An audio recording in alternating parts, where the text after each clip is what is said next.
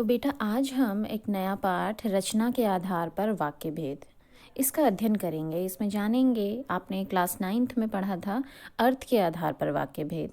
तो जो कक्षा 10 है उसमें रचना के आधार पर है। आपने अर्थ के आधार पर 8 भेद पढ़े थे। तो यहाँ पर हमें सिर्फ 3 पढ़ने हैं। कौन कौन से वो हम आगे देखते हैं। तो रचना के आधार पर वाक्य भेद क्योंकि हम पढ़ने जा रहे हैं, तो पहले वाक्य जान लीजिए कि वाक्य किसे कहते हैं। आप जैसा कि जानते हैं कि ऐसा सार्थक शब्द समूह जो व्यवस्थित हो तथा पूरा आशय प्रकट कर सके वाक्य कहलाता है। या फिर अगर आप सामान्य शब्दों में कहें तो आप ये कह सकते हैं कि शब्दों का या सार्थक शब्दों का व्यवस्थित क्रम वाक्य कहलाता है। यही आप पढ़ते हुए आ रहे हैं। तो वाक्य जो है, जैसे मैंने एक उदाहरण भी दिया है कि इस कक्षा का सर्वश्रेष्ठ धावक धर्मेंद्र है। यहाँ पे हमने शब्दों को व्यवस्थित क्रम में लगाया है, तो ये वाक्य हमारा सार्थक है। अब जो हम आगे देखेंगे वो है वाक्य के घटक। तो वाक्य के घटक क्या है? जिन अवयवों को मिलाकर, मतलब जिन कंपोनेंट्स को मिलाकर, जिन घटकों को मिलाकर वाक्य की रचना होती है, उन्हें ही वाक्य के अंग कहा जाता है। और किससे होती है? तो वाक्य के मूल और अनिवार्य जो घटक होते हैं ना, जिनसे वाक्य का निर्माण होता है, वो है कर्ता एवं क्रिया। कर्ता एवं क्रिया, इनके बिना वाक्य की रचना संभव ही नहीं है। जैसे सबसे संक्षिप्त वाक्य इस प्रकार का हो सकता है, जैसे सबसे छोटा एक वाक्य ऐसा हो सकता है, सीता मिली, गीता गाएगी, तुम जाओ, आप पढ़ें आदि। तो ये जो उपर्युक्त सभी वाक्य है ना, इसमें एक कर्ता है, जैसे सीता, गीता, आप, तुम, और एक क्रिया है, मिली, गाएगी, जाओ, पढ़ें। तो इनकी सहायता से वाक्य रचना संभव है। अतः कर्ता और क्रिया वाक्य के अनिवार्य घटक हैं। इनके अतिरिक्त वाक्य के अन्य घटक भी होते हैं। हमने देखा है ना कि हमारे वाक्य में विशेषण भी आते हैं, क्रिया विशेषण भी आते हैं, कारक भी आते हैं। तो ये घटक भी आवश्यकता अनुसार आते रहते हैं। इन्हें ऐच्छिक घटक कहा जाता है। ऐच्छिक, इच्छा के अनुसार। ठीक है, ये इनके बिना भी वाक्य की रचना संभव है। लेकिन इम्पॉर्टेंट क्या है? कर्ता और क्रिया। अब आगे हम देखेंगे उद्देश्य और विधेय। आप सभी जानते हैं कि वाक्य में 2 पक्ष हो जाते हैं। कर्ता और क्रिया पक्ष के अनुसार वाक्य के 2 पक्ष हो जाते हैं, उद्देश्य और विधेय, जो आपने इंग्लिश में सब्जेक्ट और प्रेडिकेट पढ़ा है। उद्देश्य क्या होता है कि वाक्य में जिसके बारे में कुछ कहा गया है, वाक्य में जिसके बारे में कुछ कहा गया हो उसे उद्देश्य कहते हैं। इसके अंतर्गत कर्ता तथा कर्ता का विस्तार। अब कर्ता का विस्तार क्या है? या तो वो विशेषण हो सकता है, संबंध बोधक उसमें आ सकता है, भाव बोधक आ सकता है, आदि आ जाते हैं। दूसरा होता है विधेय। विधेय में क्या है? आपने क्या किया, वाक्य में जिसके बारे में कुछ कहा गया हो। और विधेय क्या होता है कि उद्देश्य के विषय में जो कुछ कहा जाए उसे विधेय कहते हैं। अब एग्जाम्पल जो मैंने आपको दिया है वो है मोहन बीमार है। अब यहाँ पे उद्देश्य क्या है? किसके विषय में बताया जा रहा है? मोहन के बारे में बताया जा रहा है, तो मोहन हमारा उद्देश्य है। और मोहन के बारे में क्या बता रहे हैं? कि वो बीमार है, तो मोहन हमारा उद्देश्य हो जाएगा और बीमार है हमारा विधेय। इसी तरह दूसरा वाक्य यहाँ पे मैंने दिया है कि जगदीश ने मोहन को अपना साथी चुना। अब जगदीश ने मोहन को, अब आप सोचेंगे कि इस यहाँ पर किसके बारे में बताया जा रहा है? तो जगदीश के बारे में बताया जा रहा है। तो जगदीश क्या हो जाएगा? आपका उद्देश्य हो जाएगा। और जगदीश के विषय में क्या बता रहे हैं? कि उसने मोहन को अपना साथी चुना। तो बाकी का जो हिस्सा है वो आपका विधेय कहलाएगा। इस तरीके से आपने ये वाक्य समझा है। अब हम जो मेन हमारा टॉपिक है, रचना की दृष्टि से वाक्य भेद, तो 3 होते हैं। कौन कौन से? सरल वाक्य, संयुक्त वाक्य और मिश्र वाक्य। तो सरल वाक्य किसे कहते हैं? सरल वाक्य जिन वाक्यों में एक मुख्य क्रिया हो। सरल वाक्य किसे कहते हैं? जिन वाक्यों में एक मुख्य क्रिया हो उन्हें सरल वाक्य कहते हैं।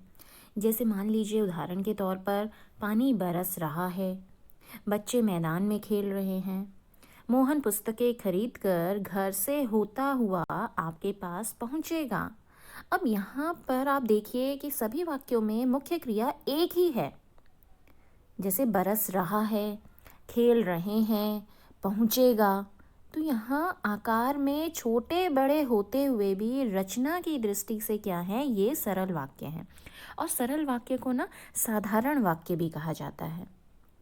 अब ध्यान रहे, इस चीज़ का आप ध्यान रखेंगे कि क्रियापदों की संख्या एक भी हो सकती है, दो भी हो सकती है, तीन, चार और पाँच भी। क्रिया मतलब मुख्य क्रिया तो एक ही होनी चाहिए, ये सरल वाक्य का नियम है। लेकिन कैसे मैं आपसे कह रही हूँ कि क्रियापद, जैसे वह साधु है, उसने फुटबॉल खेला, बच्चा हंसा, तो हंसा खेला है, ये सब क्या है, आपकी एक क्रियापद है। लेकिन कई वाक्य ऐसे होते हैं जिसमें दो क्रियापद आते हैं। जैसे वह विद्यालय जाता है, तो जाता है आपकी दो क्रिया आ गई।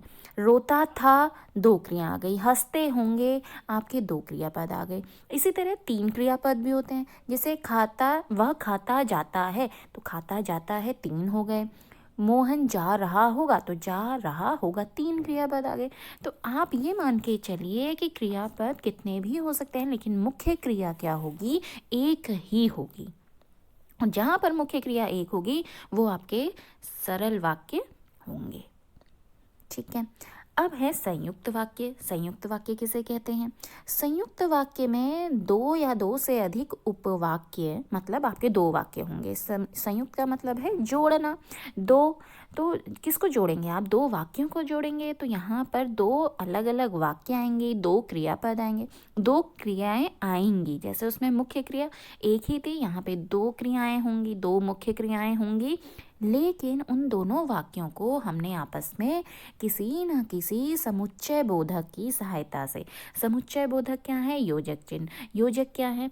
और, तथा, क्योंकि, परंतु, इसलिए, इस तरीके के शब्द जो हैं, समुच्चय बोधक जो हैं, उनसे हम उन दोनों वाक्यों को जोड़ते हैं। जहाँ पर भी आपको ये शब्द दिखेंगे, जहाँ पर भी आपको दो अलग अलग वाक्य दिखेंगे, उनको आपस में इन शब्दों से जोड़ा हुआ दिखाया होगा, तो वो आपके संयुक्त वाक्य कहलाते हैं। उदाहरण के तौर पर, हमने सुबह से शाम तक बाजार की खाक छानी, एक वाक्य है। किंतु काम नहीं बना, काम नहीं बना दूसरा वाक्य है, लेकिन हमने पूरे वाक्य को किंतु से जोड़ दिया। यह उदाहरण दूसरा देखिए। इधर अध्यापक पहुंचे और उधर छात्र एक एक करके खिसकने लगे। तो इधर अध्यापक पहुंचे, पहुंचे एक क्रिया है, खिसकने लगे दूसरी आपकी क्रिया है। दो अलग अलग वाक्य हैं, दोनों वाक्यों को और के साथ हमने जोड़ दिया है। तो ये क्या है आपके? ये योजक अव्यय हैं। ठीक है। और दूसरी चीज़ इसमें क्या होती है ध्यान देने वाली, कि अगर इन अव्ययों, इन योजक चिन्हों को, इन अव्यय को, शब्दों को हटा दिया जाए, तो दोनों दो अलग अलग स्वतंत्र वाक्य बन जाएंगे। दो अलग अलग स्वतंत्र वाक्य बन जाएंगे। मतलब आप किसी एक का भी उच्चारण करेंगे, किसी एक को भी बोलेंगे, तो उसका अर्थ हमें साफ साफ स्पष्ट होगा। अब तीसरा है मिश्र वाक्य। मिश्र वाक्य में क्या होता है बेटा? यहाँ पर भी जैसे संयुक्त वाक्य में दो वाक्य होते हैं, मिश्र वाक्य में भी दो वाक्य होते हैं। लेकिन अंतर क्या होता है? मिश्र वाक्य में एक प्रधान और दूसरा उस पर आश्रित होता है। कहने का अर्थ है कि अगर आपने एक वाक्य बोला और दूसरा नहीं बोला, तो आपको स्पष्ट नहीं होगा। जबकि संयुक्त में क्या था कि अगर आप एक बोलेंगे, अलग अलग बोलेंगे, तभी भी हमें वाक्य स्पष्ट हो जाएगा। यहाँ पर हमें वाक्य स्पष्ट नहीं होगा। जैसे उदाहरण के तौर पर अगर मैंने आपसे कहा कि मालिक ने कहा कि कल की छुट्टी रहेगी, अब मैंने सिर्फ इतना कहा, मालिक ने कहा कि, तो क्या स्पष्ट है? आपको समझ में आ रहा है कि मालिक ने क्या कहा? नहीं। तो यहाँ पर एक प्रधान है, दूसरा उस पर आश्रित है, दोनों एक दूसरे पर डिपेंडेंट हैं। कि कल की छुट्टी रहेगी, ये उस पर आश्रित है। किस पर आश्रित है? मालिक ने कहा कि। तो ये जहाँ पर भी आपको इस तरीके के वाक्य दिखेंगे, वो आपका मिश्र वाक्य होगा। ठीक है। तो मैं आपको पहचान बताऊंगी। कई बार बच्चे कंफ्यूज हो जाते हैं संयुक्त और मिश्र में। मिश्र में दूसरी चीज़ जो ध्यान देने वाली है, वो ये है कि आपको मिश्र में आप ये तो बताते हैं कि इसमें आश्रित है, एक प्रधान है। एग्ज़ाम में कई बार ये भी पूछा जाता है कि प्रधान उपवाक्य छांटिए, या कई बार ये होता है कि आश्रित उपवाक्य की पहचान कीजिए। आश्रित जो आया है इसमें कौन सा आश्रित है, मतलब अभी मैं आपको बताऊंगी कि इसमें कौन कौन से आश्रित होते हैं। मिश्र वाक्य में भी जो गौण उपवाक्य होते हैं वो 3 प्रकार के होते हैं, संज्ञा, विशेषण और क्रिया विशेषण। वो मैं अभी आपको बताऊंगी आगे। लेकिन पहले हम प्रधान वाक्य और आश्रित उपवाक्य की पहचान किस प्रकार करेंगे, इसको जान लीजिए। कैसे पता चलेगा कि एक प्रधान, ये कौन सा प्रधान है, कौन सा उस पर आश्रित है? तो ये मैं आपको तरीके बता रही हूँ। पहली चीज़ जो आपको ध्यान रखनी है वो ये है कि प्रधान उपवाक्य वह होता है जिसकी क्रिया मुख्य होती है, जो मेन क्रिया है, मुख्य क्रिया है, वो आपका प्रधान वाक्य होगा। ठीक। दूसरा है आश्रित उपवाक्यों का प्रारंभ। जो डिपेंडेंट होते हैं ना, जो आश्रित उपवाक्य होते हैं, उनका आरंभ हमेशा, ज़्यादातर मतलब प्रायः की, छोटी की, जो, जिसे, यदि, क्योंकि आदि से होता है। अब एक उदाहरण मैंने यहाँ पे दे रखा है, आप ध्यान से समझना, ठीक है। जैसे एक तरीका मैं आपको बता रही हूँ कि मिश्र वाक्य को जब भी आपको पहचान करनी हो कि कौन सा हमारा आश्रित है, कौन सा इसमें प्रधान है, तो आप एक सरल सा तरीका अपनाना। क्या करेंगे, आप उस मिश्र वाक्य को आप सरल वाक्य में रूपांतरण करेंगे, आप चेंज करेंगे। मतलब जो आपका मिश्र वाक्य होगा, और एग्ज़ाम में आपका आया है कि इसमें आप प्रधान उपवाक्य छांटिए या आश्रित उपवाक्य छांटिए, तो आपको एक तरीका सिर्फ अपनाना है। वो क्या करना है, आपको उस वाक्य को सरल वाक्य में चेंज करना है, रूपांतरण करना है। फिर आपको ये देखना है कि जो क्रिया वाक्यांत में बनी रहेगी, जो क्रिया वाक्य के अंत में बनी रहेगी, जाहिर सी बात है कि 2 क्रियाएं आई होंगी, 2 वाक्य होंगे, तो जिस क्रिया में चेंज आ गया होगा, क्योंकि सरल वाक्य बनाएंगे तो आपकी एक ही क्रिया हो जाएगी ना, क्योंकि आपका एक ही वाक्य आएगा, है ना। तो आपका जो समापिका क्रिया होगी वो एक ही होगी। तो आप ये ध्यान देना कि उन दोनों क्रियाओं में, जो मिश्र वाक्य में 2 क्रियाएं आई थी, उन दोनों क्रियाओं में किस क्रिया में चेंज आ गया। जिस क्रिया में चेंज आ गया होगा, जो रूपांतरित हो गई होगी, वो आश्रित उपवाक्य होगा, और जो क्रिया वाक्यांत में बनी रहेगी वही उपवाक्य प्रधान उपवाक्य होगा। अब कैसे, एक उदाहरण मैंने यहाँ पे दिया है, ध्यान से देखिएगा। जैसे मोहन परिश्रम करता तो अवश्य सफल होता। ये आपका मिश्र वाक्य है, जाहिर सी बात है, क्यों, क्योंकि इसमें एक दूसरे पे डिपेंडेंट है और तो आ गया है। मोहन परिश्रम करता, ये एक क्रिया है, तो अवश्य सफल होता, ये दूसरी क्रिया है, तो 2 क्रियाएं हैं ना। अब आपको क्या करना है, इसको सरल वाक्य में चेंज करना है।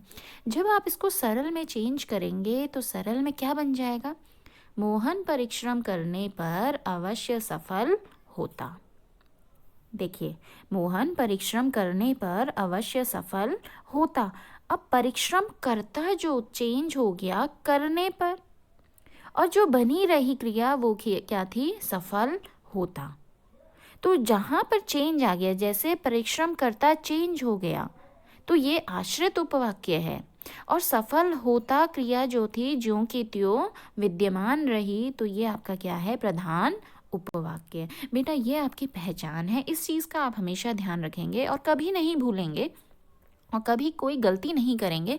अगर आपने मिश्र वाक्य में अगर आपको पहचानना है कि प्रधान और आश्रित कौन सा है, तो इसका साधारण सा एक तरीका अपनाना, उसको सरल में चेंज कीजिएगा। जिस क्रिया में परिवर्तन आ जाएगा वो आपकी आश्रित है, जिस क्रिया में कोई परिवर्तन नहीं आएगा वो आपका प्रधान है। जैसे मैंने एक उदाहरण यहाँ पर आपको दिया। अब आगे हम पढ़ेंगे जो हमारे उपवाक्य होते हैं, जैसे आश्रित उपवाक्य हैं, तो कई बार एग्जाम में ये भी पूछा जाता है कि कौन सा आश्रित उपवाक्य है। तो हमारे उपवाक्य के जो भेद होते हैं वो 3 प्रकार के होते हैं, संज्ञा उपवाक्य, विशेषण उपवाक्य और क्रिया विशेषण उपवाक्य। इसकी पहचान क्या है, मैं इसकी पहचान भी आपको बताऊंगी, एक साधारण तरीका भी अपना बताऊंगी कि किस तरीके से आप पहचान कर लेंगे आसानी से। आपको कुछ भी समय नहीं लगेगा पहचानने में। देखो, संज्ञा उपवाक्य कहते किसे हैं, पहले इतना तो जान ही लीजिए। जो उपवाक्य प्रधान वाक्य की किसी संज्ञा या संज्ञा पदबंध के स्थान पर प्रयुक्त हुआ हो, मतलब किसी संज्ञा के स्थान पर प्रयुक्त हुआ, उसे संज्ञा उपवाक्य कहते हैं। जैसे हमने कहा कि राम ने कहा कि हम लड़ाई नहीं चाहते। अब यहाँ पे आप देखेंगे कि क्या है, यहाँ हम लड़ाई नहीं चाहते, उपवाक्य राम ने कहा उपवाक्य के कर्म के रूप में प्रयुक्त हुआ है ना। तो अतः यहाँ पे क्या है, संज्ञा उपवाक्य। दूसरा उदाहरण देख लीजिए। मैंने देखा कि कुछ लोग मेरी ओर बढ़े आ रहे थे। या अगला है, मैंने निश्चय किया कि मुझे विज्ञान मेला देखने के लिए अवश्य जाना है। अब आप इन वाक्यों में जो ध्यान देंगे ना, उसमें पहचान क्या है, संज्ञा उपवाक्य की पहचान क्या है। सामान्य रूप से संज्ञा उपवाक्य जो होता है की से, छोटी की से आरंभ होते हैं। अगला है विशेषण उपवाक्य। विशेषण उपवाक्य जो आश्रित उपवाक्य प्रधान उपवाक्य की किसी संज्ञा या सर्वनाम की विशेषता बताता है, उसे विशेषण उपवाक्य कहते हैं। जैसे, यह वही आदमी है जिसने कल चोरी की थी, या जो मेहनत करता है उसे अवश्य सफलता मिलती है। तो आप इन वाक्यों में देखेंगे कि जिसने कल चोरी की थी या फिर जो मेहनत करता है, ये आश्रित उपवाक्य हैं जो क्रमशः आदमी संज्ञा तथा उसे सर्वनाम की विशेषता बताते हैं। और एक चीज़ ध्यान दीजिएगा कि विशेषण उपवाक्य का प्रारंभ जो होता है वो जो प्रायः मतलब ज़्यादातर सर्वनाम शब्द जो या फिर इसके किसी रूप, जैसे जिसने, जिसे, जिससे, जिनको, जिनके लिए आदि से होता है। जैसे एग्जाम्पल देख लीजिए, ऐसा कोई नहीं है जो कुश्ती में खली को जीत सके, तो जो आ गया। या जो विद्यार्थी समय गंवाते हैं वे एक दिन बहुत पछताते हैं, तो जो आ गया। बेटा, जहाँ पर आप देखेंगे कि हम संज्ञा या सर्वनाम की विशेषता बता रहे हैं, तो जो विद्यार्थी, हम विद्यार्थी की विशेषता बता रहे हैं, है ना। अब क्रिया विशेषण की पहचान क्या है, तो क्रिया विशेषण क्रिया की विशेषता बताने वाले। जो आश्रित उपवाक्य प्रधान उपवाक्य की क्रिया की विशेषता बताता है, उसे क्रिया विशेषण उपवाक्य कहते हैं। और यहाँ पर ज़्यादातर क्या होगा ना, काल सूचक उपवाक्य आएगा। जैसे काल सूचक में जैसे क्रिया विशेषण के आप 4 भेद जानते हैं, काल सूचक, कालवाचक, स्थानवाचक, रीतिवाचक और परिमाणवाचक। तो सेम वही चीज़ यहाँ पर भी है। कैसे, जैसे काल सूचक उपवाक्य आएगा, जैसे आपने कहा कि ज्यों ही मैं स्कूल से बाहर आया खेल आरंभ हो गया, तो ज्यों ही या जब आ जाता है, जैसे जब मैं घर पहुंचा, तो यहाँ समय बता रहा है। काल सूचक, काल का मतलब है समय। इसी तरह स्थानवाचक अगर जैसे आ गया, आपने कहा कि जिस तरह वह लड़का चल रहा है उस तरह किसी स्वस्थ व्यक्ति को नहीं चलना चाहिए, है ना। तो वह लड़का, फिर है वह गोरा लड़का जहाँ खड़ा है वहाँ बड़ी धूप है, तो जहाँ वहाँ ये स्थान है। इसी तरह रीतिवाचक में आप कह सकते हैं कि वह ऐसे अटक अटक कर बोल रहा है जैसे उसके मुंह में घाव है, तो जैसे आ गया। यहाँ पे रीति ढंग पता चल रहा है ना। तो जैसे, जिस तरह, जहाँ, जिधर, जिस जगह, ज्यों ही, जब, जितना, उतना, यद्यपि, यदि। जैसे आपने कहा कि यद्यपि तू पहलवान है तो भी मुझसे नहीं जीत सकता, तो यद्यपि आ जाए। या आपने कहा कि यदि वर्षा अच्छी होती तो उपज बढ़ जाती, तो यदि आ गया। इस तरीके की पहचान वाले जहाँ पर भी वाक्य आएंगे तो आप मान लीजिएगा कि वो क्रिया विशेषण उपवाक्य होता है। तो आपके ये 3 थे बेटा, कौन कौन से, संज्ञा उपवाक्य, विशेषण उपवाक्य और क्रिया विशेषण उपवाक्य। और मैंने आपको तीनों की पहचान बता दी। जहाँ पर भी छोटी की लगी होगी वो संज्ञा उपवाक्य होगा। जहाँ कहीं भी जिसने, जिसे, जिससे, जिनको, जिनके लिए, जो, इस तरीके के शब्द आए होंगे तो वो विशेषण उपवाक्य होगा। जहाँ कहीं भी जैसा, जिस तरह, जैसे, यदि, यद्यपि, ठीक है, जब, तब, ज्यों ही, इस तरीके के शब्द आए होंगे तो वो आपका क्रिया विशेषण उपवाक्य कहलाएगा।